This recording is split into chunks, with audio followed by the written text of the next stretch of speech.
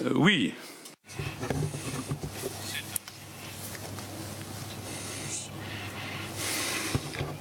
Yes, indeed, it is a day on which we are satisfied with the results we've obtained, but it's a very sad day to see a country like the UK, and the same would have applied to any other country. A country leaving the EU doesn't give rise to the raising of champagne glasses or applause. It's a sad day, and everybody who spoke today during the European Council attempted to express their sadness. It was broadly shared, if not unanimously shared. Now, just over a year ago, the European Commission was given a mandate to conduct negotiations with the United Kingdom. We agreed, Donald and I, to ask our friend Michel Barnier to conduct the detailed negotiations, which I have followed very, very closely, increasingly closely.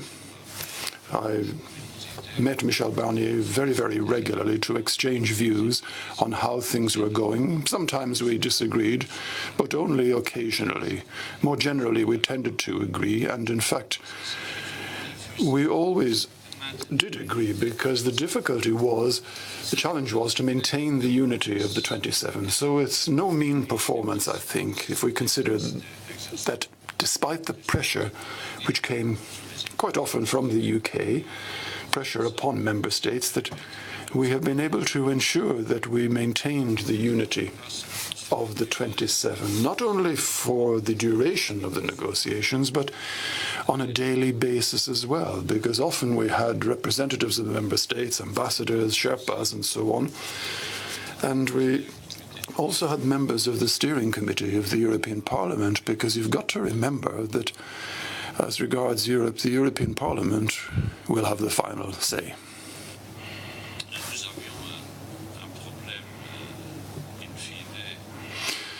Ultimately, we did have a problem with our Spanish friends, who I very much like, along with their country, and that applies to their Prime Minister and the predecessor. We agreed ultimately on the arrangements which applied to Gibraltar. Now, for those who are not Spanish, please don't underestimate the importance of this question for the Kingdom of Spain. I talked on numerous occasions about this to the Prime Minister, as well as to His Majesty the King, more recently.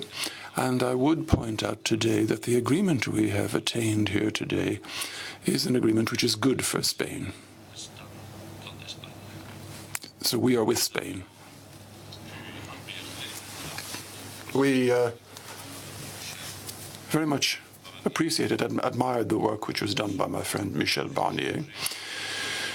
The Commission was charged with conducting these negotiations. Nobody other than the Commission could have done so, so I would like to pay special tribute to Michel Barnier and also to those around him, because, you know, there are those who appear on the television who work, and then you've got those who allow those who appear on the television screens to work. And I would like to pay tribute to Sabine Weyand and Stephanie Iso, who were Michel's main right-hand persons. And as Michel was negotiating on behalf of the Commission, also a word of gratitude to my Secretary General, Martin Zellmeyer, to my Head of Private Office, Clara Martinez, and also to all of those around them.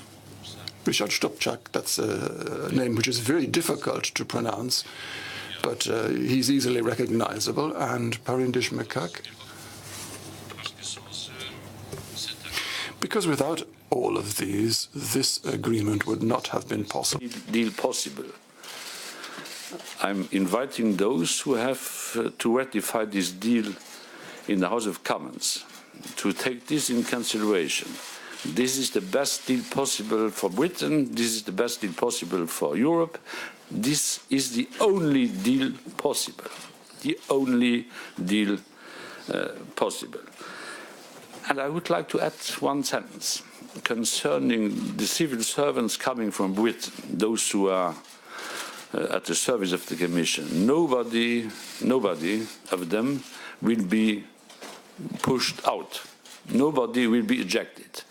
I have experience of more than 3 decades in Europe. I always admired the professionalism, the loyalty, the commitment of those coming from Britain to serve the Commission. So I can't promise that promotions there will be, but nobody will be ejected from the Commission's system.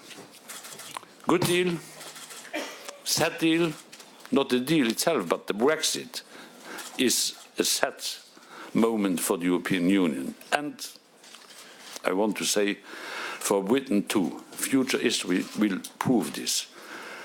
This is the best deal possible. This is the only deal possible. I'm convinced that those having to ratify this deal and in Westminster and in the European Parliament will have this in their minds when they are taking their individual decision. Every member of the European Parliament that very day where this comes for ratification is Europe. Everyone individually. The same applying to the members of the House. Thank you. Thank you. And finally over to Michel Barnier, the EU Chief Negotiator.